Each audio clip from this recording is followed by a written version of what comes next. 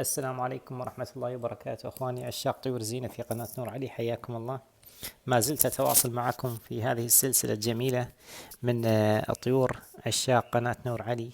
وأشكر الأخ العزيز آدم محمد سعيد من العراق لأنه أرسل هذا المقطع جدا جميل.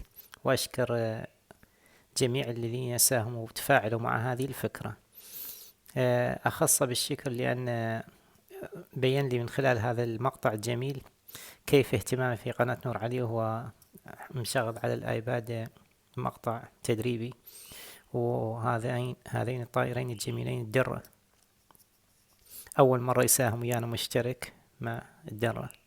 أحاول إن شاء الله خلال هذه المقاطع أبدي اهتمامي ملاحظاتي. ألاحظ الذكر جدا أليف، ذكر الدرة أكثر من الأنثى. فكرتك جميلة يا أخ آدم، أنك تلعب مع الذكر وبنفس الوقت تعمل ما مهتم للأنثى وما ضايقها، لأن ألاحظ الأنثى جاي تقلد الذكر، تقترب بحذر. هذه فكرة ممتازة. أيضا لاحظت الذكر عنده رغبة للتزاوج. إذا تلاحظ يستفرغ الأكل على أصبعك ويحاول مثل يغر أو يعس الأنثى، هاي رغبة للتزاوج.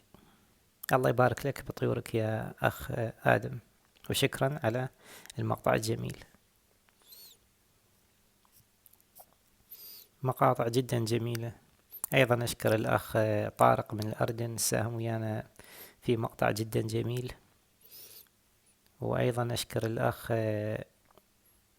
أبو رضا على الكناري، أيضا مبادرة جميلة وإن كان المقطع قصير، لكن جزيل الشكر لك يا أخ أبو رضا. كما أشكر الأخ العزيز محمد براء مؤذن، أيضا ساهم معنا مع الباجي، وإن شاء الله نستعرض جميع المقاطع. وأشكر المساهمة الأخت من تونس، أيضا ساهمت معنا في طيورها الجميلة، طيور الباجي، وهم عندهم فراخ. طبعا طائر الدرة جدا جدا مرح، وبنفس الوقت مشاكس أعتبره، يحب اللعب ويتفنن بالتقليد، ويتعلق بصاحبه بصورة مو طبيعية. لكن لسوء الحظ ما جربت أجني الدرة. عندي بعض الأصدقاء يمتلكون الدرة، وهو طائر جدا جميل. إن شاء الله إذا شاءت الأقدار أفكر أربي طائر الدرة، لكن حاليا الظروف ما تسمح، كثرة الطيور صعبة. وأنا عندي مبدأ، إذا أربي طير أخليه بروحه بالبيت الوحدة، لأن إذا كثرت الطيور يصير متعب وصعب الترويض، يتواجهني بعض المشاكل. الله كريم، الله يبارك لك بطيورك يا أخي العزيز آدم، وشكرا على هذا المقطع مرة أخرى. نلاحظ الذكر جدا أليف، وهو يستلقي على ظهره بهذه الحركات. تلاحظون الطائر إذا تعلق بصاحبه مسموح أي شيء يسوي فيه يتحمل ويثق فيك. فهذه الفكرة مال إرسال المقاطع أيضا تواصل بين أعضاء قناة نور علي ومعي، وأيضا أبدي ملاحظاتي، يعني نعيد ونزيد، ليست للتسلية. أيضا هذا أسلوب ترويض، والمبتدئين يستفيدون من هذه المقاطع الجميلة والملاحظات. أيضا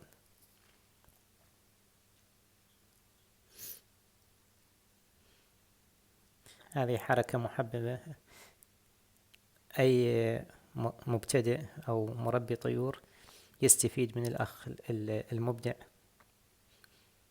آدم محمد سعيد من العراق. شكرا لك. إذا استمريت بهذه الطريقة حتى الأنثى تصير أليفة، لأن أنت تلعب مع الذكر وهي تراقبك بحذر، وإذا شافته ما تعرض إلى أذية أو ألم أو إزعاج، هي راح تجرب. أنا مجرب هاي الطريقة مع الكروان الكوكتيل، فإن شاء الله مستقبلا تكتسب ثقة الأنثى أيضا، وتحصل على زوج جدا أليفات. موفق إن شاء الله.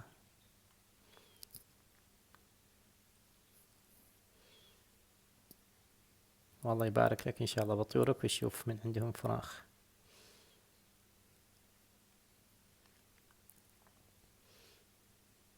حركات بهلوانية من الذكر، وتلاحظون يستفرغ الأكل على أصبع الأخ آدم. هذه إذا الطائر له رغبة بالتزاوج يعمل هذه الحركات. إن شاء الله مستعد هو للتزاوج. كل الطيور ليس فقط الدر، أيضا الروز والباجي من تلاحظ يستفرغ الأكل على إيدك وأنت معلمه يصير أليف هو، فهاي أول علامة أن يرغب بأنثى والتزاوج.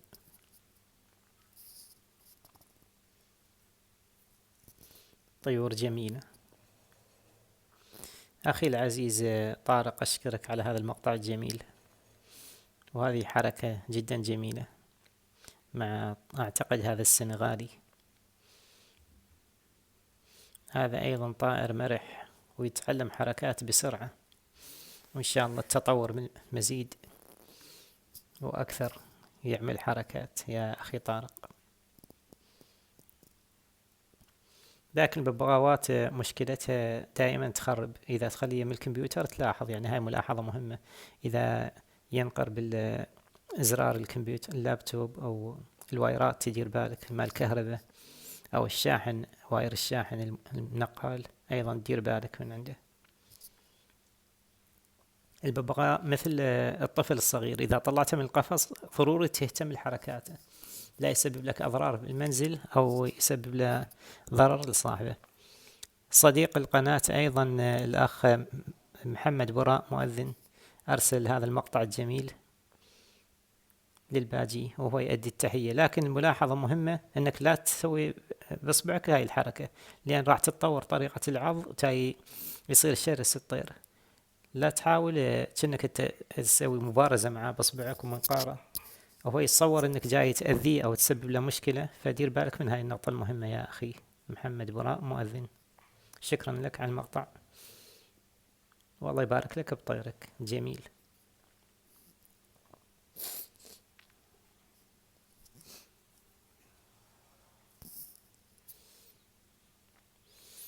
الأخت من تونس صديقة القناة، شكرا لك على هذا المقطع الجميل. الطيور طيبة ومباركة إن شاء الله. تلاحظون الذكر دائما يصير نشط، وهو الطائر بكل الطيور. هذا الطائر الأبيض اللي يتحرك ودائما نشط ويرتب بريشة. الأنثى خاصة إذا بعد موسم التزاوج وحضانة البيض والإفراخ يصيبها جهد قليل. أنصح الأخت أنها تهتم من ناحية الأكل، الغذاء الصحي، الفيتامينات، التنوع بالأكل حتى تستعيد عافيتها الأنثى. إذا عندك البقسماط والبيض يعوضها التعب. الكالسيوم أيضا، لأن فترة الحضانة تجهد الأنثى، ولا تخلين الأنثى دائما تبيض، خلي لها موسم استراحة حتى تعيد عافيتها. الأنثى ما تعمر كثير إذا ظلت تفرخ بكثرة وتحضن البيض، وأتوقع هي الآن تحضر إلى بيض ثاني لأن تجلس قريب على العش الثاني. فتنتبهين لهاي الملاحظة، والله يبارك لك وطيورك إن شاء الله. طيور جميلة، وننتظر. أنا أعتقد يمكن هاي آخر حلقة، اتفقنا 3 حلقات نضع كافي. وإذا أشوف إذا وصلت لنا مقاطع جميلة غير هاي الطيور اللي وصلت لنا نحاول نضعها، لأن احنا بعد الطيور ما حصلنا الكاسكو وما حصلنا البلبل العراقي، حتى تكون الحلقات متنوعة. نلاحظ الذكر يذهب إلى العش اللي فيه الفراخ. بهذا العمر بالنسبة للأفراخ تقريبا شهر عمرهم، يحاول يوقف من باب الذكر وما ينطي الفراخ أكل.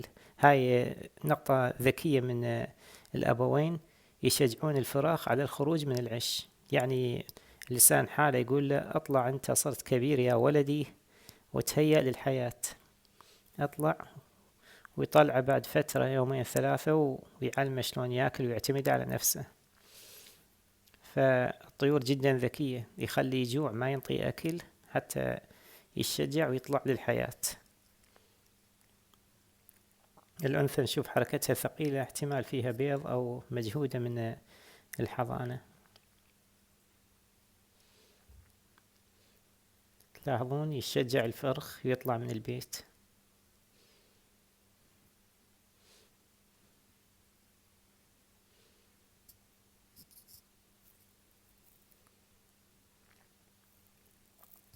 الأخ العزيز أيضا دز لنا الكناري جميل.